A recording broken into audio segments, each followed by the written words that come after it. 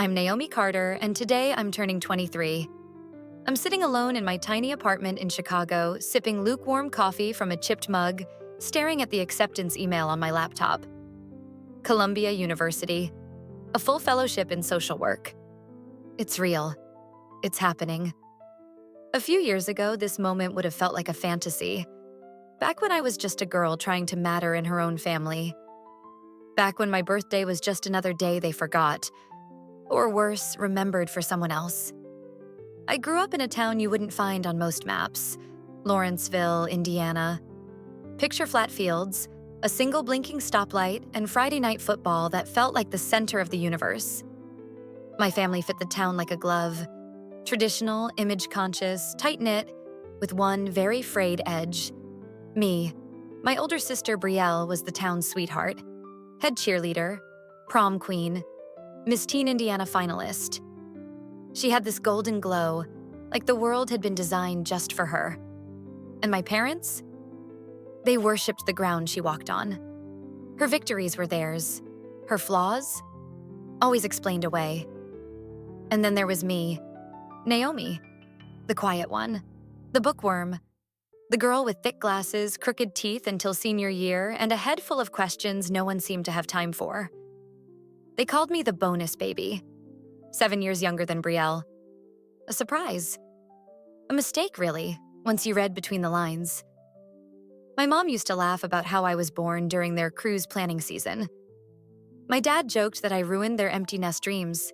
They said it with smiles. I swallowed it with silence. When I was 10, I started writing in a notebook I hid under my mattress. It became my world. A place where I could say the things I couldn't out loud. A place where I wasn't invisible. But nothing prepared me for my 16th birthday. I had dropped hints for months. Just one thing I wanted. A used guitar. Nothing fancy. I dreamed of learning to play, writing songs, maybe even performing at the school talent show. That morning, my parents told me to dress nice.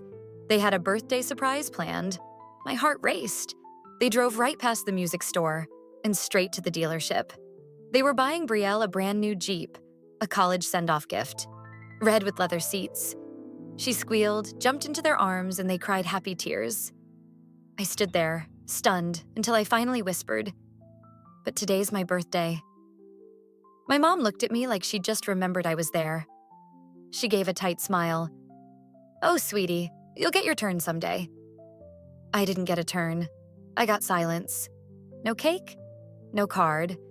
Just a front row seat to a celebration I wasn't part of. That day changed everything, but not in the way they thought. From that moment on, I decided if I was going to matter, it wouldn't be because they told me I did. It would be because I made it true. High school became my battleground. I studied like my life depended on it.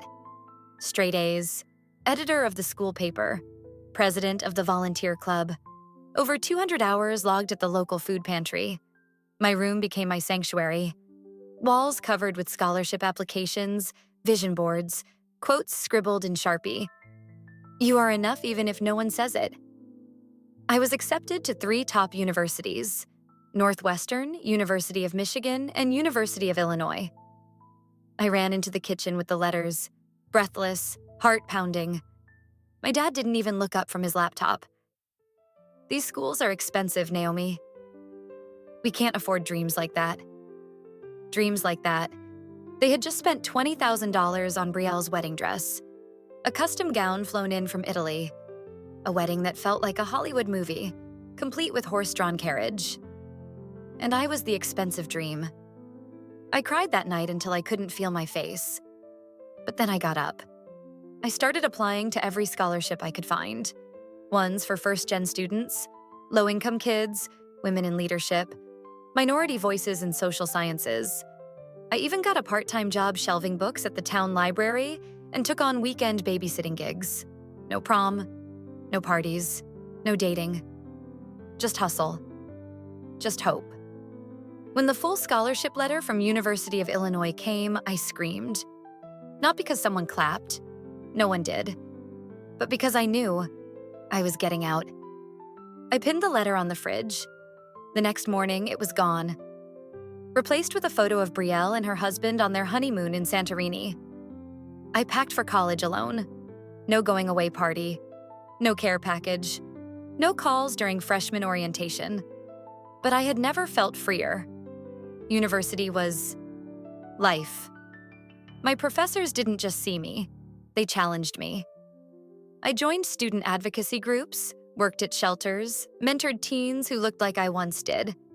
Tired, overlooked, but still fighting. I didn't go home for holidays. It was easier that way. Friends invited me over, professors offered leftovers, and I learned something beautiful. Family isn't just blood. It's who shows up. 2 years later, something strange happened. Brielle called. She never calls. Our dad had lost his job. The bank was threatening foreclosure. Mom had fallen into depression. Brielle said they needed help. I told them you could do something. You've always been the responsible one. I sat in silence, her voice a dull echo of every childhood memory. Responsible? I was the invisible one. The backup plan. The afterthought. Still, something inside me ached. I told her I'd think about it. Then I hung up, curled on my couch, and cried for the girl I used to be. The girl who would have emptied her bank account just to hear, "We need you." But I wasn't that girl anymore. That night, I wrote a letter. Not out of anger, but release. Mom, Dad, I hope you're okay. I want you to know I've built a life I'm proud of. One you barely witnessed, but one that exists because I refused to believe I was nothing. I'm not angry anymore. But I can't keep giving to a relationship that never gave to me. I hope you find peace. I already have. I mailed it. No reply ever came. And that's okay, because today, on my 23rd birthday, I'm sitting on my couch, suitcase half packed, a fellowship waiting in New York City. Columbia didn't just see my resume. They saw my fire. This is not a revenge story.